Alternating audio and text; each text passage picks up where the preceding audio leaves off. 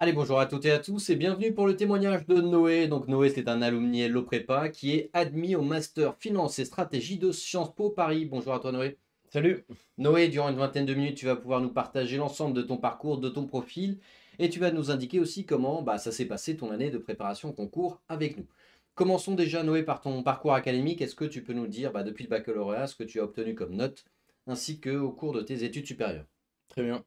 Alors du coup, moi je viens de Chamonix, donc en Haute-Savoie, dans les montagnes. Après mon bac, j'ai décidé de faire une année de biologie. Je ne savais pas du tout quoi faire. Donc j'aimais bien tout ce qui était la montagne. J'avais en tête le métier, pourquoi pas, de glaciologue. Donc j'ai fait une année de biologie. J'ai très vite vu que ça ne me convenait pas du tout. Ok. Donc j'ai décidé par la suite de me réorienter en DUT GEA. Donc j'étais à l'IUT de Grenoble. J'ai fait mes 2 ans et par la suite j'ai découvert les concours AST en premier lieu. Et donc j'ai compris l'importance d'essayer d'avoir une très bonne L3. Et j'ai décidé de faire ma troisième année à l'université Paris-Panthéon-Assas en économie et gestion. Le parcours plus précisément, c'était sciences de gestion. Comment tu as fait pour passer du DUT GEA, donc gestion des entreprises et des administrations à Grenoble, à la L3 d'Assas? Tu avais de très bonnes notes, tu avais une mention, tu étais major de promo. J'avais des bonnes notes, j'étais à peu près deuxième de promotion. Ok. Après, sur le bulletin scolaire, on n'avait pas forcément le ranking, donc je sais pas trop euh, si pour ma L3 ils ont pu voir ça. Et après, autour des notes, j'avais entre 15 5 sur Ok. mes 2 années, Ok. sur tous mes semestres. Donc plutôt solide. Et en L3 à Assas, totalement différent. Ouais, Aussi bien l'institution que les cours que tu as eus. Comment ça s'est passé l'adaptation de cette nouvelle formation? ça s'est très bien passé. Il y a beaucoup de choses que j'avais déjà vues en GEA. Et j'ai même eu à mon premier semestre des meilleures notes qu'en GEA. Donc, Ah ouais? En donc L3 à la fac? ouais. C'est une sacrée perf, hein. Parce que c'est plus dur en termes de notation à l'université, normalement, qu'en IUT.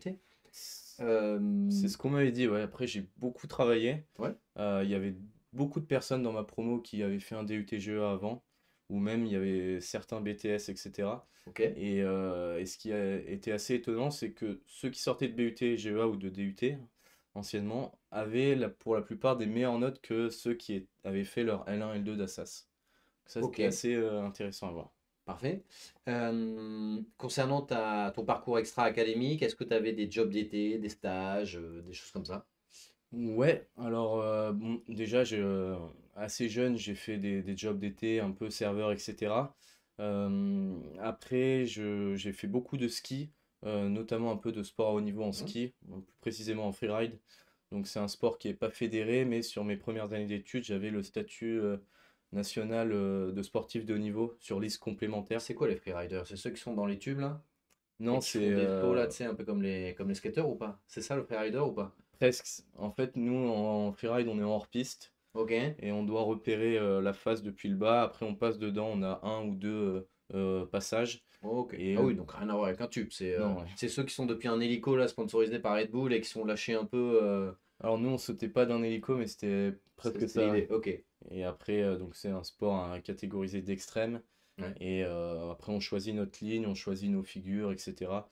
Et donc, c'est un sport de jugement, il n'y a pas de chronomètre. Ok. Mais il y a des gens qui évaluent. Enfin, comment on fait pour évaluer la performance de quelqu'un? Ou c'est de l'auto-évaluation? Non, il y a tout un panel de juges. Et après, on est évalué sur plusieurs critères. Donc, le style dans les airs, le contrôle, la fluidité, Mais ils font comment pour te voir? Ils l'originalité. sont sur un autre versant de la montagne et ils te voient? Enfin. Oui, en fait, ils sont en bas, ils ont des jumelles Ok. et ils nous regardent à la jumelle. Ok. Voilà. Ok. Ouf. Ok. Non, mais vachement intéressant. Il y a une Coupe du Monde de ça? Enfin, il y a des trucs, des championnats? Bah, vu que c'est pas fédéré, il y a un organisme privé, un peu comme pour le sport de combat, l'UFC par exemple. Ouais. Donc c'est totalement privé, ça s'appelle le Freeride World Tour. Ok. Et donc c'est un peu la fédération dans ce sport-là. Ok. Après, le problème c'est que c'est un sport où il n'y a pas énormément d'argent comme le football, donc pour en vivre c'est super compliqué. Et c'est d'ailleurs ça qui m'a poussé à faire des études plutôt qu'à rester dans cette voie-là. Ok. Mais en parallèle, j'ai aussi passé enfin, je suis en cours d'obtention du diplôme de monitorat de ski, mais je peux quand même enseigner du coup en moniteur pendant les hivers, donc c'est aussi un peu mon job étudiant maintenant. Autrement, au niveau extra scolaire, j'avais aussi un peu d'associatif. J'ai fait 2 mois de bénévolat à la Nouvelle-Orléans où mon rôle était de reconstruire les maisons détruites par les ouragans. Ok. Et ça m'a permis aussi de beaucoup, beaucoup progresser en anglais. Donc ça, c'est assez intéressant. Il y a beaucoup d'associations qui proposent ça pour ceux qui sont intéressés. Et puis après, j'ai été étudiant preneur de notes pour un élève en situation de handicap. Ça aussi, je l'avais signifié sur le CV. Et Ouais, donc tu avais quand enfin, même un profil complet. Les centres d'intérêt, les passions, donc tu m'as dit le côté freerider de skieur. Est-ce que tu avais d'autres choses qui n'étaient pas liées au sport? ouais, j'avais un côté peut-être un peu plus artistique. J'ai créé une entreprise de taille de pierre avec un ami. Bah ouais. Et où en gros, on fait de la sculpture sur pierre C'est ouf avec ça. le granit du Mont Blanc.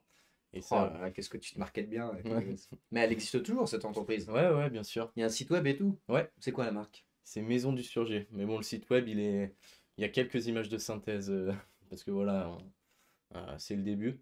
Je sais pas où ça nous mènera, mais en tout cas, c'est assez sympa à Et du mener. coup, c'est la pierre qui est taillée en 3D avec une imprimante 3D. Enfin, c'est quoi? Comment est-ce que tu tailles cette pierre? Du coup, bah, en premier lieu, on récupère la pierre et puis Ouais. ensuite, on la taille nous-mêmes, donc avec nos moyens. Ok. Donc, soit avec des moyens manuels ou après, on a des petites meuleuses. Du coup, on est hyper limité et on fait surtout des vasques en Ok. pierre pour les éviers, des porte-savons, des petits trucs. Voilà, ça nous amuse surtout et l'idée, c'était de avoir une première expérience entrepreneuriale, Ok. de faire plein d'erreurs pour derrière, si on veut refaire une expérience entrepreneuriale, ne pas refaire les mêmes erreurs. Et Ok. c'est vraiment hyper formateur. C'est clair. Et après, du coup, j'avais aussi en L3 à ça, j'étais à l'incubateur Ok. et j'avais le statut de national d'étudiant entrepreneur. Ouais, donc tu avais Donc, un profil vachement riche et complet, quoi. ouais, assez Sportif atypique, de haut ouais. niveau, tu avais le SNE, ce que C'est tu me ça, ouais. disais là. Tu avais des excellentes notes, tu avais quand même plusieurs expériences à l'international, associatives, professionnelles. Et tu t'es dit, bah là, je vais tenter des écoles de commerce plus Sciences Po Paris. Donc, tu as fait le top 5 Ouais, plus le master finance et stratégie. c'est ça. Tu as passé le Taj Mahal. T'en as pensé quoi de ce test? Comment tu t'es préparé et quel score tu as obtenu in fine? Alors, le Taj Mahal, je l'ai passé 2 fois. La première fois, c'était pendant ma L2, Mhm. donc en DUT GEA où j'étais, on avait un stage à faire pour clôturer le L2 d'environ 10 semaines. Et pendant ce stage, dans le dernier mois, je me prenais 1 à 2 heures par jour, tous les jours, et les week-ends un peu plus pour justement travailler le Taj Mahal. Au niveau de mon score, donc c'était avec l'ancienne réforme, j'avais obtenu à peu près 330, je sais plus Ok, exactement. donc ça passe. Voilà, pour un premier, Normal. voilà. Après, j'ai voulu le repasser donc cette année en 2024, donc ça devait être novembre 2024. Je l'ai pas énormément bossé, en fait, j'ai pris plus de temps, mais je l'ai moins travaillé et j'ai été euh, moins consistant dans mes révisions et j'ai eu à peu près le même score, j'ai eu 5 ou 10 points de plus.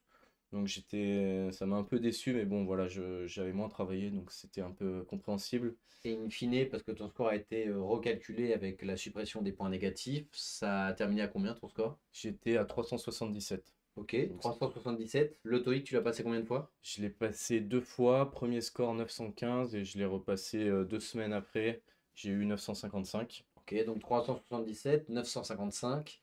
Tu avais ton dossier là combien de détaillé et avec ça, tu as été admissible où avec le top 5 et le master finance et strat de Sciences Po?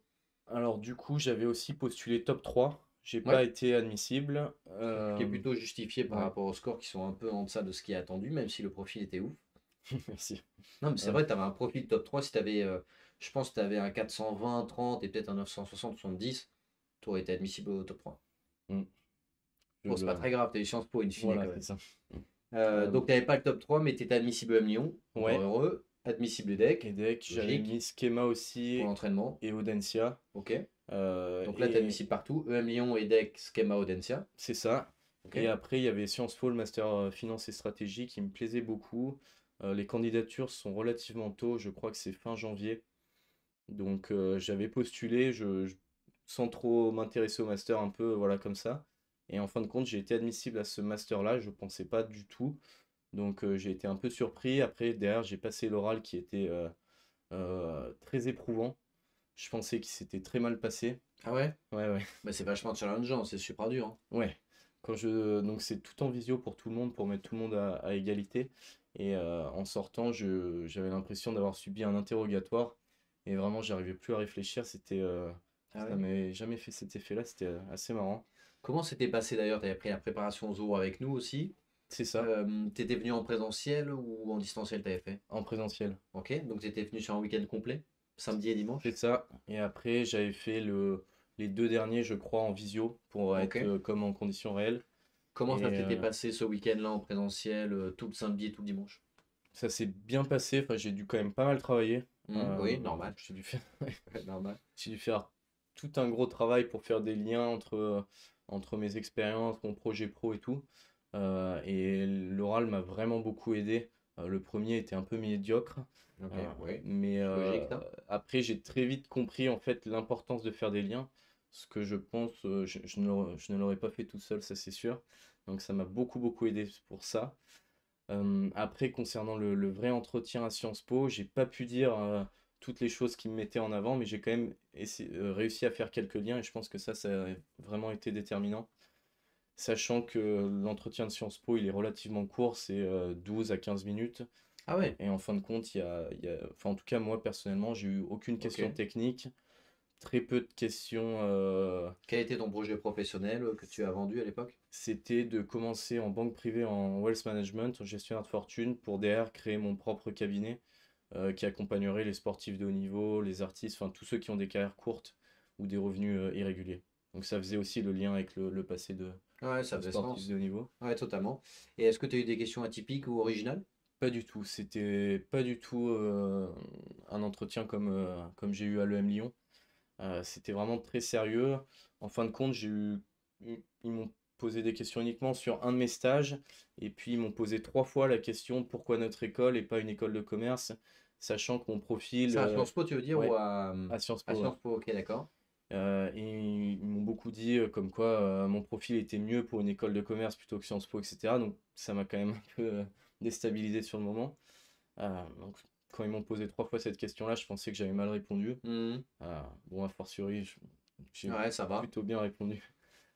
Et après, au début, ils m'ont dit beaucoup de compliments. Ils m'ont dit que j'avais un super profil, très atypique, qu'ils aimaient. Et en fait, d'un coup, ils ont été un peu cassants. Enfin, pas cassants, mais c'était assez bizarre. Par exemple, à la fin de mon pitch, je dis que voilà, je suis très investi dans le milieu associatif. Bon, ils t'ont pas coupé durant le pitch. Si, à chaque Ah, phrase. À ok. chaque phrase, ils m'ont coupé. Euh, et ils m'ont dit. Donc voilà, à la fin de mon pitch, je dis que je suis très investi dans l'associatif, Mhm. comme l'a démontré mon bénévolat, etc. Et là, le jury me dit non, mais ça, monsieur, on s'en fiche, tout le monde nous le dit, parlez-nous d'autre chose. C'était pas mal de trucs un peu comme ça. À la fin aussi, je leur dis voilà, j'aimerais bien vous parler de mon projet qui mêlerait Sciences Po et alpinisme. Et le jury me dit non, mais ça, on s'en fout. Ok. Donc, sur le Ouais, moment, ça fait un ils ont envie peu. de déstabiliser, quoi. C'est ça, et ça a marché en tout cas. Ah ouais? Ouais. Mais Bah, à partir de quel moment ils ont commencé, entre guillemets, à rentrer dans l'échange avec toi, ou tu t'es dit, ok, là, au moins, je tiens un truc, je peux échanger avec eux, quoi, il y a une prise.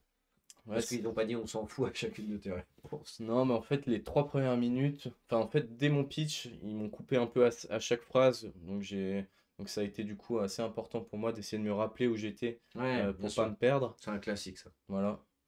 Et après, les 3 minutes, ils ont été super sympas. Et derrière, ils m'ont voilà, dit des choses un peu ça, on s'en fiche, etc. pour essayer de voir jusqu'où je pouvais aller. Pareil aussi, je me souviens, je citais un des professeurs que j'avais vu en conférence Mhm. qui est à Sciences Po Mhm. et qui est directeur d'une banque. Et le jury m'a répondu quelque chose du style ça, pas besoin de me le dire, c'est moi qui l'ai choisi, on n'apprend pas à un chef quel ingrédient il met dans son plat. Enfin, voilà, Ouais, c'était ouais, ok, d'accord. donc assez déstabilisant, mais bon, au final, ça s'est bien passé. Euh, Il a l'air pas très, il a l'air assez antipathique, ce juré que tu as eu. En plus, je crois que c'est le directeur ouais, du master de mémoire. Ça a pas l'air de, bon, on va dire challengeant pour être poli, mais il est un peu cassant, quoi. ouais, c'est pas cassant parce qu'il y a vraiment aucune méchanceté, mais c'est très déstabilisant. Ok. Après, je sais qu'il y a deux directeurs de master et j'ai des amis qui sont passés avec l'autre personne, l'autre directrice, et qui, elle, a du coup est plus sympa, entre guillemets, Ok. qui est peut-être moins déstabilisante. Donc voilà, je pense après c'est important de s'adapter en fonction des jurés qu'on a. Tu as également fait le choix de passer tes oraux donc à l'EM et à l'EDEC. Donc l'EDEC, tu vas bientôt y aller. Donc tu vas prendre Sciences Po Paris Finance et Strat, mais tu vas quand même pour le fun à l'EM et à l'EDEC. Comment s'est passé ton entretien avec les 4 cartes à l'EM Lyon? Parce que tu viens de Ouais, l'avoir. ouais, ça s'est bien passé. Du coup, j'avais pas beaucoup de stress vu que Ouais. j'ai eu ce luxe-là. Ouais. Ça s'est très bien passé. Les jurés, c'était assez constructif comme discussion. Après, au niveau des cartes, j'ai eu les questions créativité étaient assez atypiques. Bon, bah, voilà, c'était quelle est votre meilleure blague? Faites-nous T'as une eu ça? chanson Ah ouais. avec un objet inanimé comme un grille-pain. Et donc, et j'ai limite trouvé ça un peu dommage parce que juste avant, on avait une discussion assez constructive où voilà, Hmm. euh, il me donnait des conseils sur mon projet pro, etc. C'était vraiment un bon échange. Et c'est vrai que ces questions-là, elles ont un peu cassé cette dynamique-là. Ouais, c'est un peu Et, cheapo ça. et donc les jurés, notamment le juré professionnel, a très vite fait court, coupé court avec les questions créatives pour revenir en fait sur Ouais. l'entretien du début qui était beaucoup plus, je trouve, constructif. Ok. L'ambiance dans l'école, le campus, t'en as pensé quoi? Ouais, très sympa, le campus est beau, il est spacieux. Là, du coup, il était un peu vide parce qu'il n'y avait pas d'étudiants, excepté les admissibles. Et en tout cas, il est très, très spacieux. Bah, il est neuf, du coup, tout est beau. Et c'est vrai que ça donne assez envie. En plus, l'équipe les admisseurs sont assez sympas, donc il y a une bonne ambiance. Ok. Si jamais tu devais donner un conseil là aux candidats et aux candidates qui nous regardent, que ce soit au moment des écrits ou des oraux, tu leur dirais quoi? Je dirais, j'ai deux conseils, je pense. Le premier, c'est de s'y prendre le plus tôt à l'avance. Comme ça nous laisse une marge d'erreur pour repasser un examen ou enfin voilà, pour pas être dans le jus. Et le deuxième conseil, c'est d'essayer d'avoir des choses un peu atypiques.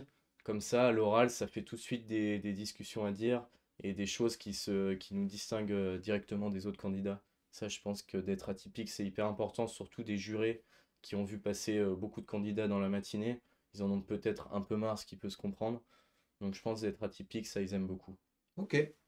Bon, en tout cas, merci pour toutes ces informations, Noé. Et si jamais vous avez davantage de questions, vous pouvez nous les poser en commentaire de cette vidéo ou nous écrire en DM ou en MP. On est 100% disponible. Sinon, on vous dit à très bientôt. Salut à tous. Salut!